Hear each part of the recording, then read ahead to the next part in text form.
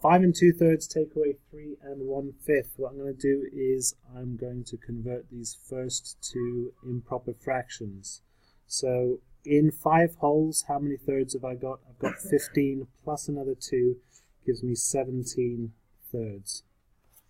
And then I've got in 3 wholes, I've got 5 fifths in each hole, so that's 15 plus another gives me 16 fifths.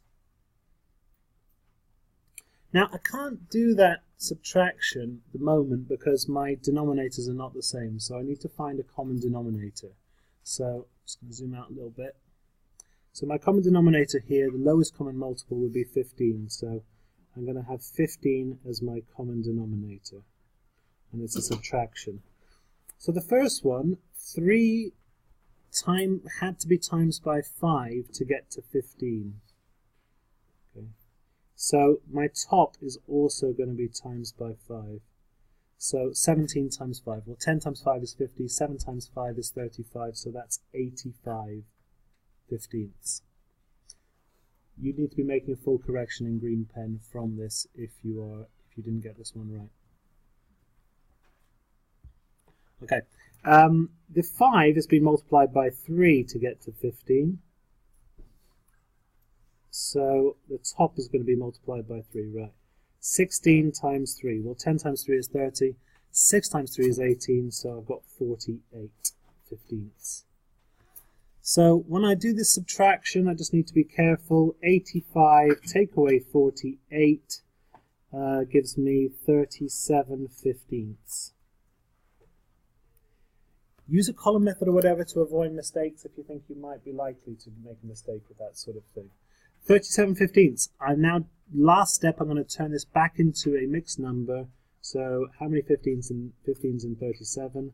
That's 2 wholes, and I've got 7 fifteenths left, and that's my answer. Okay, 3 1/5 times 4 5/6. Okay. So again, first step is just the same. I'm going to convert to improper fractions. So this one I've already done here. It's 16 fifths, isn't it? So 16 fifths, and I'm going to times that by 24. That gives me 24 sixths in 4 wholes plus another 5 gives me 29 sixths. Okay, so now I've got some quite nasty numbers to times together, so this would take you a little bit of time to do this question. So on the bottom I've got 30, and on the top I've got 16 times 29. So we'll do a quick 16 times 29. Let's use the little grid method perhaps to do it.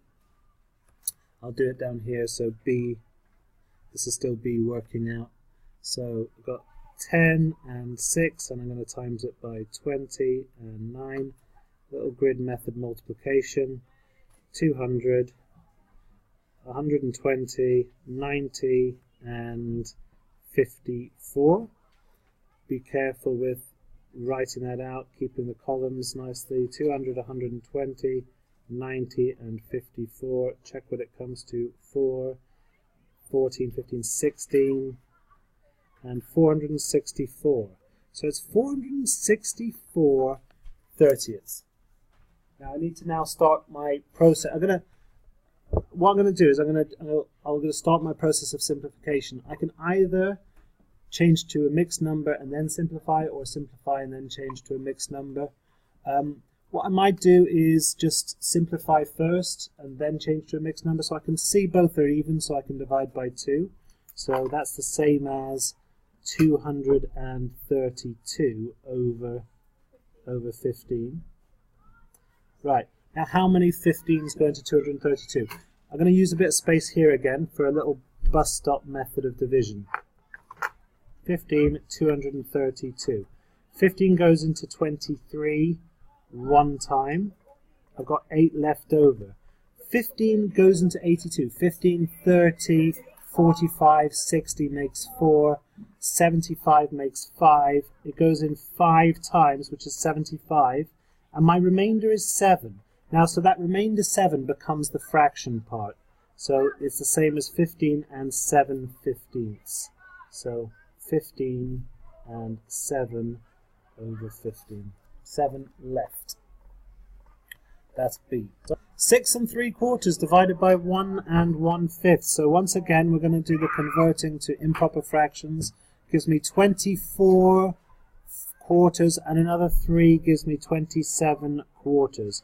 And I'm going to divide it by, right, 5/5 is 1, plus another 1 gives me 6/5. So this is the same as, okay, so what I'm going to do here is I need to change it. I need to use the multiplicative inverse. So I'm going to change it into a multiplication question, and I'm going to flip over the second fraction. And now it's just a case of multiplying out. 4 times 6 is 24. 27 times 5. Okay, 20 times 5 would be 100. 7 times 5 is 35. So 135 over 24. How many 24s go into 135? I think it's 5 of them. So 24 times 5 is 120. Is that right? 24 times 5 is 120, yeah. And then I've got 15 left over. 15 24ths. Not quite finished. I need to simplify from there. That gives me 5 and 3/8.